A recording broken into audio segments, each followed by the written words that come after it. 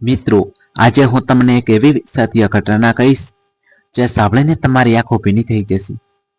રાજકોટના એક પોશ વિસ્તારમાં રહેતો આકાશ પાસે બધું જ હતું. ગાડી, બંગલો અને લાખોની કમાણી. પણ તેની પાસે એક વસ્તુ નહોતી, અને તે હૈયું હતું ધૈર્ય. આકાશની પત્ની રીટા હંમેશા ફરિયાદ કરતી કે તમારા આ ઘરડા મા બાપના કારણે આપણા ઘરમાં મહેમાનો આવતા અચકાયા છે. એમને કોઈ આશ્રમમાં મૂકી આવો ને. આકાશ પણ પત્નીની વાતોમાં આવી ગયો.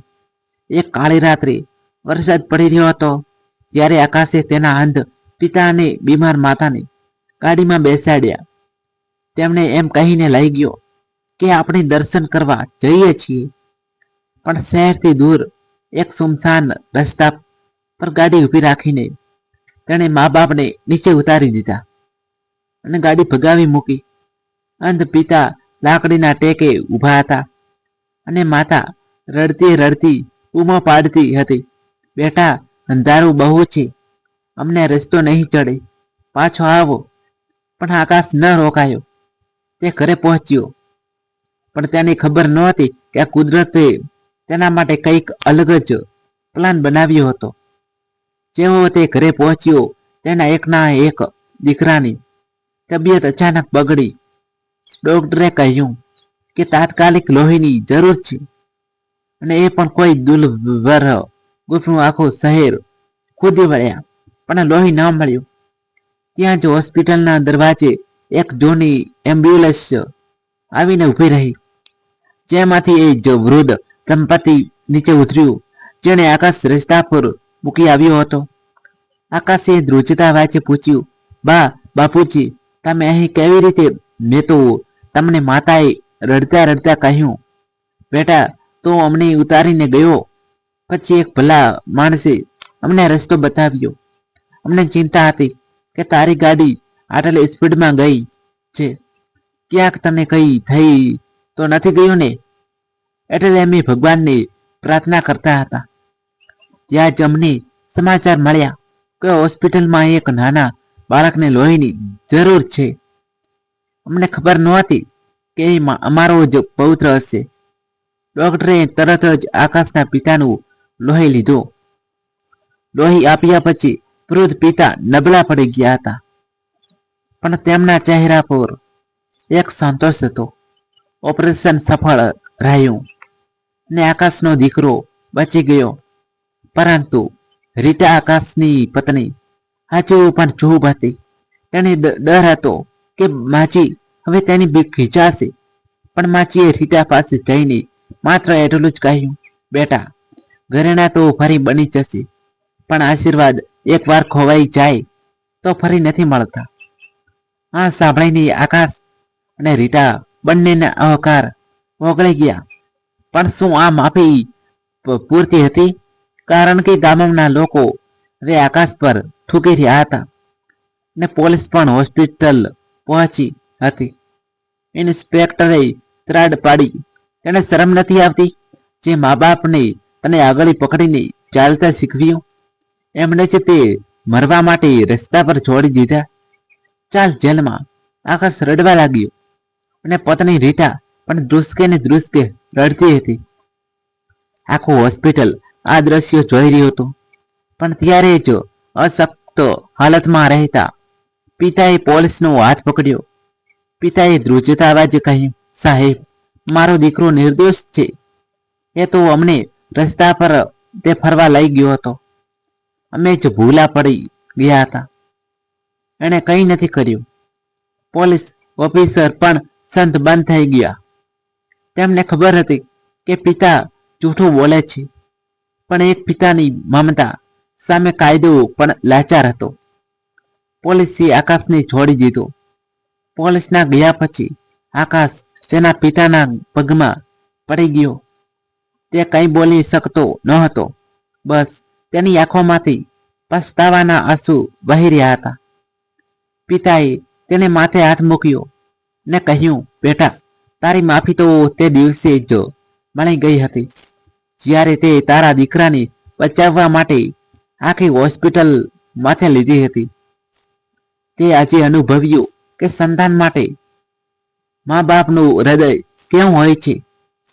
રીટા જે સાસુ સસરાની આશ્રમમાં મોકલવાની વાતો કરતી હતી, તે હવે સવારે વહેલી ઉઠીને પહેલા તેમના આશીર્વાદ લેતી અને માચી જ રસોડામાં જતી.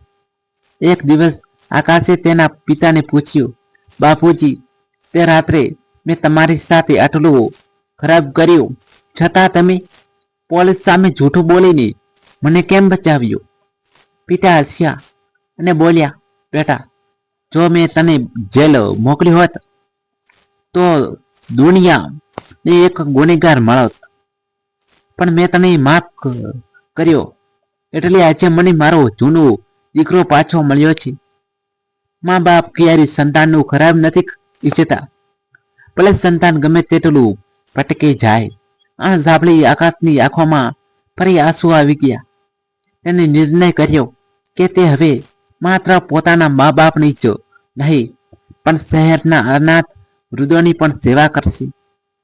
તેણે પોતાની બંગલાનો એક ભાગ એવા વડીલો માટે ખોલી દીધો જેમને તેમના સંતાનોએ કાઢી મૂક્યા હતા. આજે આકાશનું ઘર એક પરિવાર નહીં પણ એક મંદિર બની ગયું હતું. લોકો દૂર દૂરથી આ પરિવારના સંસ્કાર જોવા આવતા. એક દિવસ આકાશના દીકરાનો જન્મ દિવસ હતો. આકાશે કોઈ મોટી પાર્ટી આપવાને બદલે શહેરના તમામ વૃદ્ધાશ્રમના વડીલોને ઘરે જમવા માટે બોલાવ્યા. આખો ઘર વડીલોના હાસ્યો અને આશીર્વાદથી ગૂંજી ઉઠ્યું. રીટા પોતે દરેક વડીલને આદરપૂર્વક જમાડી રહી હતી. ત્યારે જ આકાશના પિતાએ તેને પોતાની પાસે બોલાવ્યો અને તેના હાથમાં એક નાની રેશમી પોટલી આપી. પિતા બોલ્યા, બેટા, આ એ જમીનના દસ્તાવેજ છે જે તે વર્ષો પહેલા ગુમાવી દીધા હતા. મેં આ તારા અને તારા સંતાનોના ભવિષ્ય માટે સાચવી રાખી હતી. તે દિવસે જો મેં તને આ આપી હોત તો કદાચ તો એની કિંમત ન સમજ, પણ આજે તારો પ્રેમ જોઈને મને ખાતરી છે કે તું આ સંપત્તિનો સદુપયોગ કરીશ. આકાશ પિતાને વળગી પડ્યો. તેને સમજાયું કે જે મા બાપની તે બિન ઉપયોગની સમજતો હતો, તેઓ તો અઢળક પ્રેમ અને સંપત્તિનો ભંડાર લઈને બેઠા હતા. આકાશે એ જમીન પર એક ભવ્ય માતૃપિતૃ છાયા કેન્દ્ર બનાવ્યું, જ્યાં ગરીબ વૃદ્ધોની મફત સારવાર અને રહેવાની સુવિધા મળતી. વર્ષો પછી જ્યારે આકાશના પિતા શાંતિથી આ ફાની દુનિયા છોડીને ગયા, ત્યારે આખા શહેરે તેમને અશ્રુભીની વિદાય આપી. આકાશને આજે પિતાના ગયાને ગમ હતો પણ પસ્તાવો નહીં, કારણ કે તેણે તેના મા બાપની અંતિમ પળ સુધી દિલથી સેવા કરી હતી. એક દિવસ આકાશે જોયું કે તેનો દીકરો તેની મમ્મી રીટા સામે થોડા ઊંચા વાંચે વાત કરી રહ્યો હતો. આ દ્રશ્ય જોઈને આકાશના હૃદયમાં એક ધ્રુસકા પડ્યો. તેને પોતાનો ભૂતકાળ યાદ આવી ગયો કે કેવી રીતે તે પણ એક સમયે પોતાના મા બાપના સામે એવી જ રીતે વર્ત્યો હતો. આકાશે દીકરાને પ્રેમથી પાસે બોલાવ્યો અને તેને ઘરના એ ખૂણામાં લઈ ગયો જ્યાં તેના દાદાનો મોટો ફોટો હતો. આકાશે કહ્યું, બેટા, આજે તું જે શ્વાસ લઈ રહ્યો છે ને, એ આ દાદાના લોહીના દેણ છે. જે દિવસે મેં તેમનું અપમાન કર્યું હતું, તે દિવસે કુદરતે મને જે સજા આપી હતી એ હું આજે પણ ભૂલી શક્યો નથી. આકાશે પોતાના દીકરાને આખી વાત વિગતવાર જણાવી કે કેવી રીતે તેણે મા બાપને રસ્તા પર છોડી દીધા હતા અને કેવી રીતે દાદાએ તેને જેલ જતો બચાવ્યો હતો. આ સાંભળીને દીકરાની આંખો ખોલી ગઈ. તે દોડીને તેની મમ્મી પાસે ગયો અને તેના પગ પકડીને માફી માંગી. રીટાની આંખોમાં આંસુ આવી ગયા. તેણે સમજાયું કે આકાશના પિતાએ માત્ર તેમને જ નહીં પણ તેમની આવનારી પેઢીને પણ સુધારી દીધી હતી. તે દિવસે આકાશને ગર્વ થયો કે તેના પિતાએ જે સંસ્કારનો વાવેતર કર્યો હતો તેની લણણી આજે તેનો દીકરો કરી રહ્યો હતો.